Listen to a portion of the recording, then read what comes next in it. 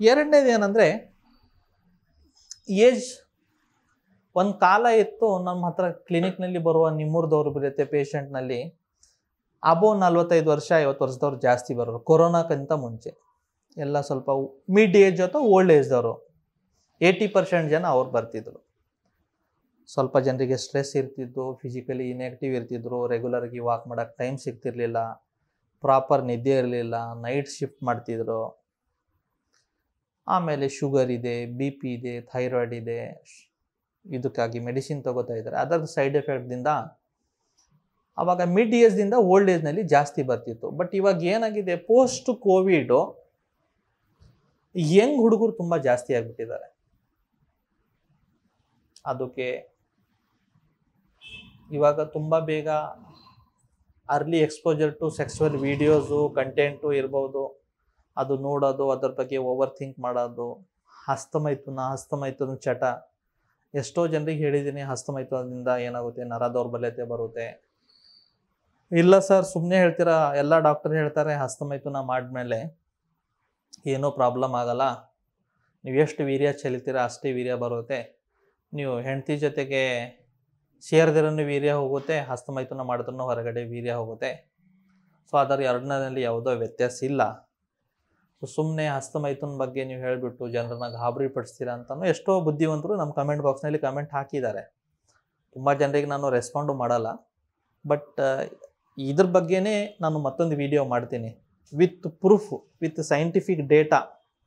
Japan university ಇರ್ಬೋದು, US university ಇರ್ಬೋದು, with data ನಿಮಗೆ ಪ್ರೂಫ್ ತೋರಿಸ್ತೀನಿ. ಹಸ್ತಮೈಥುನದ ಸೈಡ್ ಎಫೆಕ್ಟಿಂದ ಎರೆಕ್ಟೈಲ್ ಡಿಸ್ಫಂಕ್ಷನ್ನು, ಸ್ಪರ್ಮ್ ಕ್ವಾಲಿಟಿ, ಎರೆಕ್ಟೈಲ್ ಡಿಸ್ಫಂಕ್ಷನ್ನು, ಪ್ರಿಮ್ಯಾಚೂರ್ ಎಜಾಕ್ಯುಲೇಷನ್, ಸ್ಪರ್ಮ್ ಕ್ವಾಲಿಟಿ, ಮಾರ್ಫಾಲಜಿನಲ್ಲಿ ಏನೇನು ಎಫೆಕ್ಟ್ ಆಗ್ತಿದೆ ಅದು ನಾನು ಬರೋ ಒಂದು ನೆಕ್ಸ್ಟ್ ವಿಡಿಯೋನಲ್ಲಿ ಹೇಳ್ಕೊಡ್ತೀನಿ. ಸೊ ಹಸ್ತಮೈಥುನ ಮಾಡ್ತಾ ಇದ್ದರೆ ದಯವಿಟ್ಟು ಸ್ಟಾಪ್ ಮಾಡಿ, ತಮ್ಮ ಆರೋಗ್ಯಕ್ಕೆ ಒಳ್ಳೆಯದಲ್ಲ. ಸೊ ಯಂಗ್ ಏಜ್ನಲ್ಲಿ ಬರಬೇಕಂದ್ರೆ ಒಂದು ಹಸ್ತಮೈಥುನ, ಎರಡನೇದು ಯಂಗ್ ಏಜ್ನಲ್ಲಿ ಬರಬೇಕಂದ್ರೆ ತುಂಬ ಯಂಗ್ ಜನ್ರೇಷನಲ್ಲಿ ಈ ಚಿಪ್ಸು, ಫ್ರೈಸು, ಫ್ರೆಂಚ್ ಫ್ರೈಸು, ಆ ಪಿಜ್ಜಾಸು, ಬರ್ಗರು, ಆ ಬೇಕ್ರಿ ಐಟಮ್ಗಳು ಹೊರಗಡೆ ತಿನ್ನೋದು ಜಾಸ್ತಿ ಅಭ್ಯಾಸ ಯಾರಿಗಿರುತ್ತೆ ನೋಡಿ, ವೇಟ್ ಗೇನ್ ಆಗಿಬಿಟ್ಟು ಆ ವೇಟ್ ಗೇನ್ದಿಂದನೂ ಏನಾಗ್ತಾ ಇದೆ, flow to the penis compromise ಆಗಿಬಿಟ್ಟು ಎರೆಕ್ಟೈಲ್ ಡಿಸ್ಫಂಕ್ಷನ್ ಆಗ್ತಾ ಇದೆ. ಜೊತೆಗೆ ಲೇಟ್ ನೈಟ್ ಸ್ಲೀಪ್. ಇವಾಗ ಮೊಬೈಲ್ ಎಲ್ಲ ಸುಮ್ಮನೆ ಏನೋ ನೋಡ್ತಾ ಹೋಗ್ತೀರಾ, 1 ಗಂಟೆ ಆಗಿದೆ, 2 ಗಂಟೆ ಆಗಿದೆ, 3 ಗಂಟೆ ಆಗಿದೆ, ನಿಮಗೆ ಗೊತ್ತೇ ಆಗಲ್ಲ ಏನು ನೋಡ್ತಾ ಇದ್ದೀರಾ ಅಂತ. ಬಾಡಿನಲ್ಲಿ ಒಂದು ನೈಸರ್ಗಿಕವಾದ ಒಂದು ಸಿಸ್ಟಮ್ ಇದೆ ಫಿಕ್ಸು. ಡೇ ಟೈಮ್ನಲ್ಲಿ ನಾವು ವರ್ಕ್ ಮಾಡಬೇಕು, ರಾತ್ರಿ ಟೈಮ್ನಲ್ಲಿ ವರ್ಕ್ ಮಾಡಬೇಕು. 80% ಟೈಮ್ ನಾವು ರಾತ್ರಿ ಪ್ರಾಪರ್ ಟೈಮ್ನಲ್ಲಿ ಮಲಗಿಬಿಟ್ರೆ, ಒಂದು 6:30 7 o'clockವರೆಗೆ ನಮ್ಮ ರಾತ್ರಿದು ಊಟ ಆಯಿತು, 8-8ವರೆಗೆ ನಾವು ಮಲಗಿಬಿಟ್ರೆ 80% ಆಫ್ ದ ಟೈಮ್ ನಮ್ಮ ಪ್ರಾಬ್ಲಮ್ ಬಾಡಿ ಸಾಲ್ವ್ ಮಾಡುತ್ತೆ. ಬಟ್ ನಾವು ಲೇಟ್ ಡಿನ್ನರ್ ಮಾಡೋದು 10:30 11 o'clock, ಮಲಗೋದು 12-12:30, ಅದರಿಂದ ಎಷ್ಟೋ ಕಾಯಿಲೆ ಬರ್ತಿದೆ. ಅದಕ್ಕೆ ಲೈಫ್ ಸ್ಟೈಲ್ ಡಿಸಾರ್ಡರ್ ಅಂತಾರೆ. ಯಂಗ್ ಏಜ್ನಲ್ಲಿ ಮತ್ತೊಂದು ಏನಂದರೆ, ತುಂಬ ಇವಾಗ ಯಂಗ್ ಹುಡುಗರು ಸ್ಟ್ರೆಸ್ಸು, ಟೆನ್ಷನು, ನೈಟ್ ಡ್ಯೂಟಿ ಬಗ್ಗೆ ನಾನು ಆಲ್ರೆಡಿ ವಿಡಿಯೋ ಮಾಡಿದ್ದೀನಿ, ಅದನ್ನು ಹೇಳ್ತೀನಿ. ಯಾರು ನೈಟ್ ಡ್ಯೂಟೀಸ್ ಮಾಡ್ತೀರ ನೋಡಿ, ಅವ್ರ ಬಾಡಿನಲ್ಲಿ ಕಾರ್ಟಿಸಾಲ್ ಲೆವೆಲ್ ಜಾಸ್ತಿ ಆಗ್ತಾ ಇದೆ, ಸ್ಟ್ರೆಸ್ ಜಾಸ್ತಿ ಆಗ್ತಾ ಇದೆ.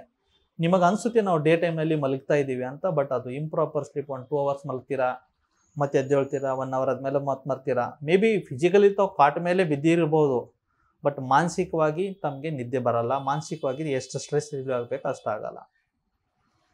ಸೊ ಇದು ಏಜ್ ಫ್ಯಾಕ್ಟರ್ ಆಯಿತು. ಆಮೇಲೆ ಎರೆಕ್ಷನ್ ಬಗ್ಗೆ ಮಿಸ್ ಏನಿದೆ, ಕನ್ಸೆಪ್ಷನ್ ಇದೆ, ಅಥವಾ ಒಂದು ಏನು ಹೇಳ್ತಾರೆ ಅಂದರೆ ಮೂಢನಂಬಿಕೆ ಏನಂದರೆ, ನಾನು ಹೆಲ್ದಿ ಇದ್ದೀನಿ, ನಾನು ಚೆನ್ನಾಗಿದ್ದೀನಿ, ನನಗೆ ಯಾಕೆ ಎರೆಕ್ಟೈಲ್ ಡಿಸ್ಫಂಕ್ಷನ್ ಬರುತ್ತೆ, ನನಗೆ ಬರೋದೇ ಇಲ್ಲ, ಸಾಧ್ಯನೇ ಇಲ್ಲ. ಬಟ್ ಮಿತ್ರರೆ ತಮ್ಗೆ ಏನು ಹೇಳ್ತೀರಂದರೆ, ಒಂದು ಸ್ಟಡಿ ಆಗಿದೆ, ಆ ಸ್ಟಡಿ ಪ್ರಕಾರ ಒಂದು ಮನುಷ್ಯ ಅವನು 17 ವರ್ಷ ಆದಮೇಲೆ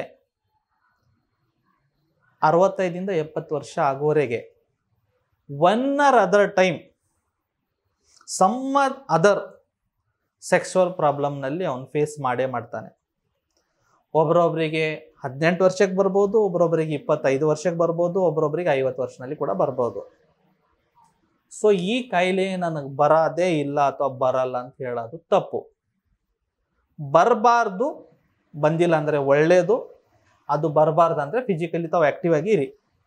ಬಟ್ ನನಗೆ ಬರೋದೇ ಇಲ್ಲ ಅಂತ ಇದು ಏನು ಒಂದು ಮೈಂಡಲ್ಲಿ ಇಟ್ಕೊಂಡಿದ್ದೀರಾ, ಅದು ದಯವಿಟ್ಟು ತೆಗಿಬೇಡಿ. ಯಾಕಂದರೆ ನಾನು ಎಷ್ಟೋ ಯಂಗ್ ಹುಡುಗರು ನೋಡಿದ್ದೀನಿ, ಎಷ್ಟೋ ಒಳ್ಳೆ ಜಿಮರ್ನ ನೋಡಿದ್ದೀನಿ, ಎಷ್ಟೋ ಸ್ಪೋರ್ಟ್ಸ್ ಆ್ಯಥ್ಲೀಟ್ಸ್ ನೋಡಿದ್ದೀನಿ. ಅವ್ರು ಹುಡುಗರಿಗೆ ಟ್ರೈನ್ ಮಾಡ್ತಾರೆ, ಬ್ಯಾಡ್ಮಿಂಟನ್ಗೆ, ಕ್ರಿಕೆಟ್ಗೆ ಟ್ರೈನ್ ಮಾಡ್ತಾರೆ. ಅವ್ರು ಡೈಲಿ 8 ಅವರ್ 9 ಅವರ್ ಫೀಲ್ಡಲ್ಲಿ ವರ್ಕೌಟ್ ಮಾಡ್ತಾರೆ. ಬಟ್ ಸ್ಟಿಲ್ ಅವರಿಗೂ ಬಂದಿದೆ. ಸೊ ನನಗೆ ಬರಲ್ಲ ಅಂತ ಇದ್ರ ಬಗ್ಗೆ ಏನಿಲ್ಲ.